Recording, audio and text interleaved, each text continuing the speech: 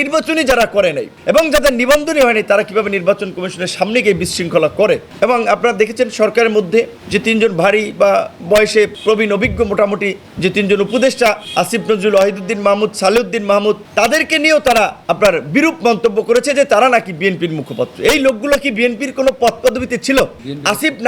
আসিফ মাহফুজ যত নাগরিক পার্টি করেন, একসাথে রাজনীতি করেছেন, তারা তো নাগরিক পার্টিতে আছেন। তো নাগরিক পার্টির এই নেতারা যখন বলেন যে আসিফ নজরুল কিংবা সালেউদ্দিন মাহমুদ, ওয়াহিদুদ্দিন মাহমুদদের পদত্যাগ করতে হবে, তার আগে তো তাদের নেতাদেরকে পদত্যাগ করানো দরকার ছিল। আসিফ নজরুল কিংবা সালেউদ্দিন মাহমুদ, ওয়াহিদুদ্দিন মাহমুদ তো রাজনৈতিক ব্যক্তিত্ব না, বরঞ্চ তাদের যে অভিজ্ঞতা রয়েছে, তাদের যে দূরদর্শিতা রয়েছে, তারা না থাকলে তো সরকার আরো টালমাটাল হয়ে যেত। সেখানে তাদের পদত্যাগ চাওয়া হচ্ছে। এখন আমরা আসলে শঙ্কিত যে তাদের পদত্যাগ চাওয়া হচ্ছে, মানে এইটি আবার কোন কারণে, নতুন কোন ষড়যন্ত্র? সেই জায়গা থেকে আমরা প্রধান উপদেষ্টাকে বলতে চাই, আপনি অত্যন্ত সম্মানিত ব্যক্তি, এই সমস্ত ছোকরারা আপনাকে অসম্মানিত করার পথের দিকে নিয়ে যাচ্ছে, আপনি এদের ফাঁদে পড়েন না। আপনি যদিও শুরুর দিকে বলেছেন যে ছাত্ররা আমার নিয়োগকর্তা, এইটা বলেই ছোকরাদেরকে মাথার উপরে তুলে দিয়েছেন, আর তারা এখন ধরাকে সরা জ্ঞান মনে করছে।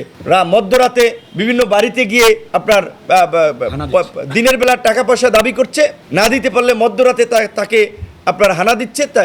এটা কি ধরনের একটা পরিস্থিতি, তাকে আপনার হেনস্থা করার জন্য? দেশ জুড়ে তোলপা ওয়ালটন ফ্রিজ কিনে আপনিও হয়ে যেতে পারেন মিলেনিয়ার।